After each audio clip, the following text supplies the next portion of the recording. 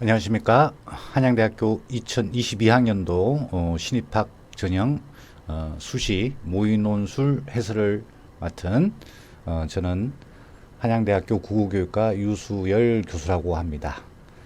긴 여정에서 여러분들이 모의논술에 많이 응시를 해 주셨는데요. 한양대학교 인문계열과 상경계열 모의논술 문항을 여러분들에게 안내하는 그런 시간을 갖게 되어서 영광이라고 생각합니다. 먼저 인문계열 문항에 대해서 잠깐 살펴보도록 하겠습니다. 자, 발문은 이렇습니다. 가에서 기억의 이유를 추론하고 그 맥락에서 나의 그 어떤 문과 기세가 각각 표상하는 바가 무엇인지를 해석하여 제시한 후 다의 자료를 모두 활용하여 가의 니은에 답하는 글을 쓰시오. 이렇게 되어 있습니다. 그러니까 지금 발문만 보더라도 이 논술의 전체적인 개요가 나와 있는 거죠.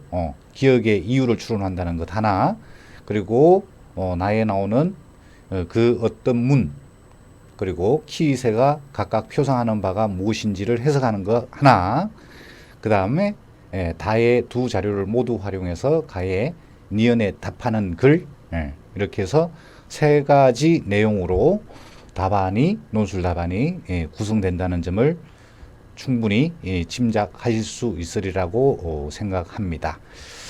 자, 인문계열 논술은 전통적으로 1200자로 구성되어 왔습니다.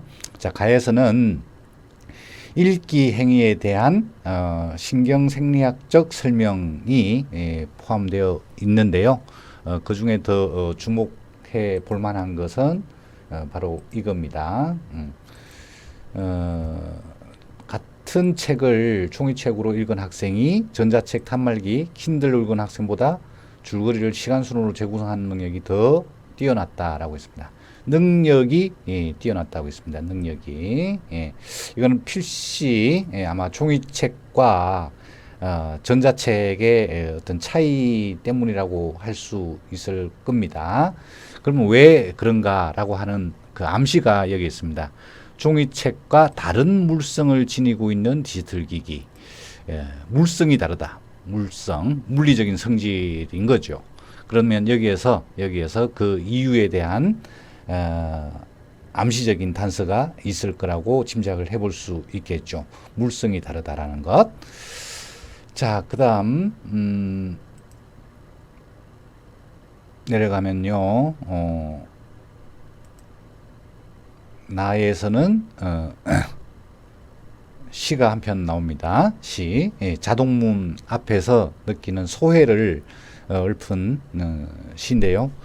키위새에 비유해서 우리가 스스로 어떤 문제를 해결하지 못하는 지적 능력이 퇴화한 인간을 암시하는 키위새의 이야기가 나오고 있습니다.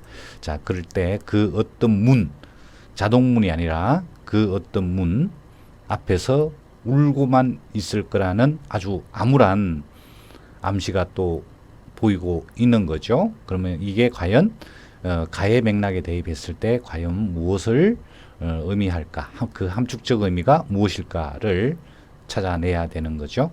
그 다음에 다에서는 정보 습득을 위한 매체별 그 활용도가 나와 있습니다. 스마트폰, 텔레비전, 컴퓨터 등등 압도적이죠. 스마트폰이. 그리고 위에 세 개가 묶여서 본다면 디지털 기기에 해당이 되겠죠. 네.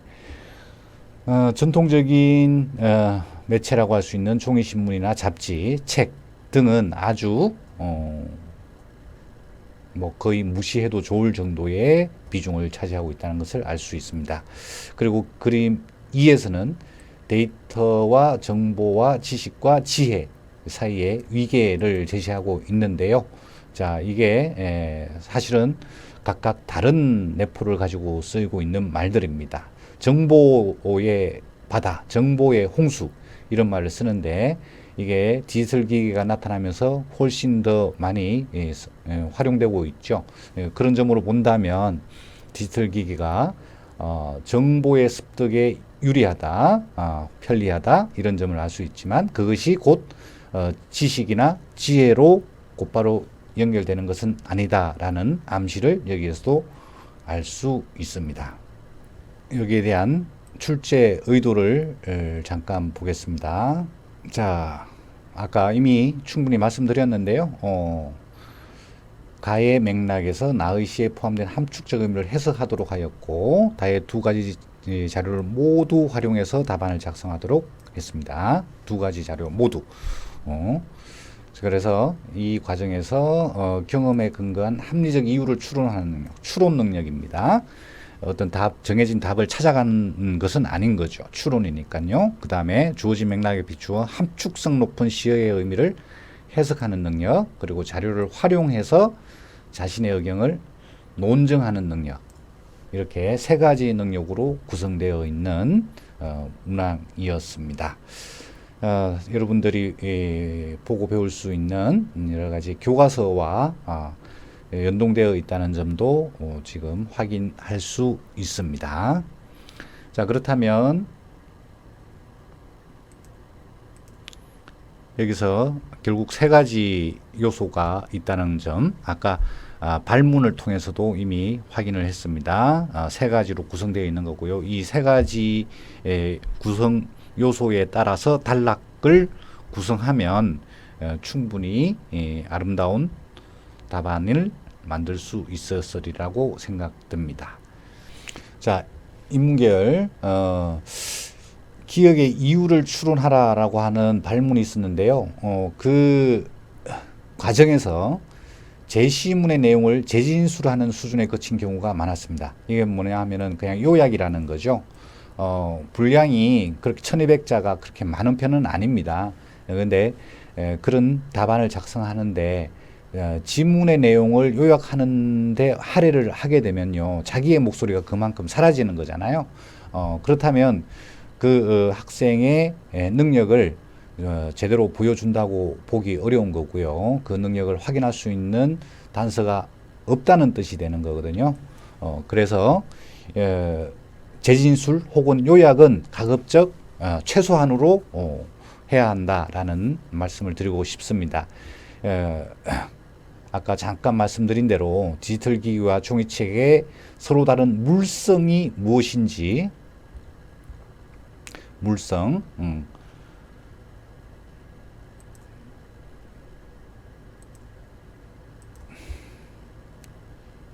그리고 그것이 지문에 있습니다. 시각, 인지, 언어 영역 등에 어떤 영향을 미치는지에 대한 추론이 나왔어야 되는데 그냥 단지 요약 수준에 그쳤다는 점이 좀 많이 아쉬웠습니다. 많은 답안지에서 그런 현상이 나타났습니다. 그 다음 이것은 좀 내용보다는 여러분들이 그 개요를 짤 때 내용의 배치이죠. 개요를 짤 때 좀 균형을 갖췄으면 좋겠다라는 취지에서 드리는 말씀입니다. 그래서 세 개의 항목이 있는데요. 그리고 해석, 그리고 니은에 대한 답, 요 세 개의 항목이 있는데 이게 분량면에서 균형을 잃은 답안이 많이 있었습니다. 기계적으로 아주 균등하게 서술 필요는 없죠. 그러면 오히려 정말 어색해 보일 수도 있습니다. 그렇지만 어느 정도는 균형을 맞출 필요가 있는데 이게 어느 한쪽은 아주 비대해지고 어느 한쪽은 너무 왜소하고 이런 측면이 있었습니다. 그 다음 대응 방안을 제시하라고 했는데요.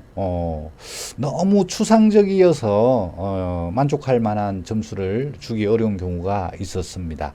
추상적이면서 너무 지극히 당위적이라는 거죠.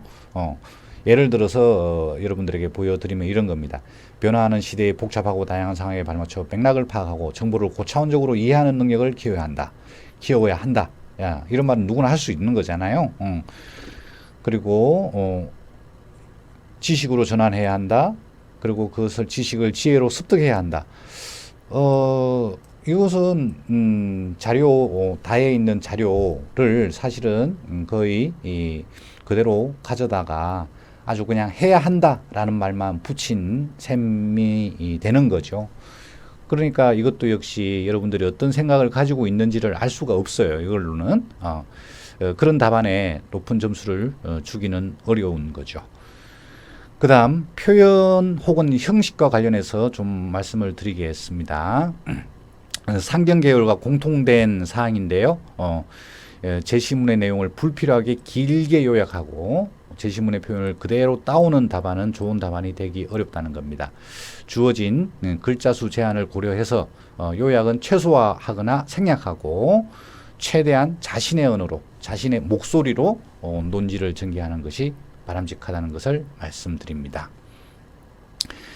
길지도 않은 분량을 제시문에 있는 표현 혹은 제시문의 그 내용을 그대로 가져와서 채우는 것은 자신의 목소리를 오히려 감추는 결과를 나타내게 되는 거죠. 그런 결과를 부릅니다. 그런 답안에 좋은 점수를 줄 수 없다는 점도 말씀드리는 거고요. 그리고 사소하지만 사실은 아주 중요한 문제, 단락입니다. 단락이 왜 필요한가? 이게 필자에게는 사고의 한 덩어리가 여기까지다라는 것을 보여주는 셈이 되는 거거든요. 한마디로 말하면 사고의 단위가 돼요. 그리고 그 글을 읽는 독자에게는 그 필자의 사고를 단위별로 따라갈 수 있게끔 만들어주는 건데, 이 단락을 전혀 고려하지 않는 답안들이 많았습니다. 예상 외로 많았어요. 이것은 여러분들이 아마 작문 시간에도 많이 배우게 될 텐데 왜 그 기본적인 논리를 지키지 않는 건가 하는 회의가 많이 들었습니다. 다음에 기회가 있을 때는 단락의 중요성도 꼭 인식을 하시면서 의식을 하시면서 단락 구분을 해 주시기를 바랍니다. 자, 모범 답안을 잠깐 보여드릴게요. 여기서 몇 가지만 강조를 하겠습니다. 왜 작동이 안 될까요?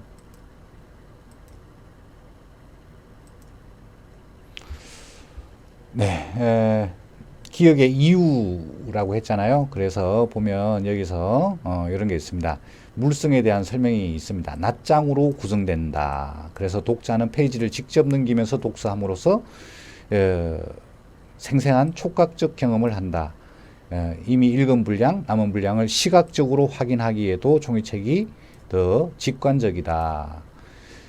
등등 그 물성에 대한 언급이 나와 있잖아요. 이게 얼마나 아주 심오한 내용을 담고 있느냐를 떠나서 어쨌든 그 발문에서 요구하는 바가 무엇인지를 정확하게 캐치를 한 결과라고 볼 수 있는 거죠.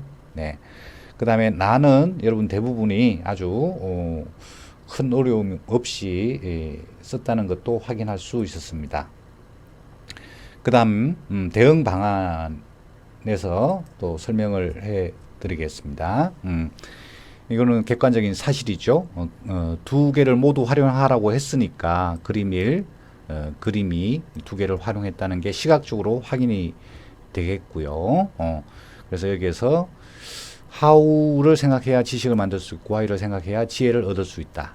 그 그림에 대한 해석이죠. 그래서 이러한 생각의 과정은 디지털 기기가 대신할 수 없다. 떠먹여주는 정보를 받아먹는 것에서 스스로 사고하는 힘을 키워야 한다. 그래서 여기도 이 답안도 아까 말씀드렸던 그 추상성을 완전히 해소하지는 못했는데요. 그림이를 골고루 활용하려고 하는 자세가 중요하다는 점을 말씀드리기 위해서 가져왔습니다. 해석을 하고 있잖아요. 적극적으로. 그래서 how를 생각해라, why를 생각해라. 이런 자료에 주어진 단서들을 최대한 활용했다는 점에서 많은 점수를 얻을 수 있었습니다. 그렇게 아주 친절한 해설은 아니었습니다만은 그래도 여러분들께서 한양대학교 논술을 준비하는 과정에서 조금이라도 도움이 되기를 바람하지 않습니다. 이상으로서 2022학년도 한양대학교 모의논술에 대한 해설을 모두 마치도록 하겠습니다. 경청해 주셔서 감사합니다.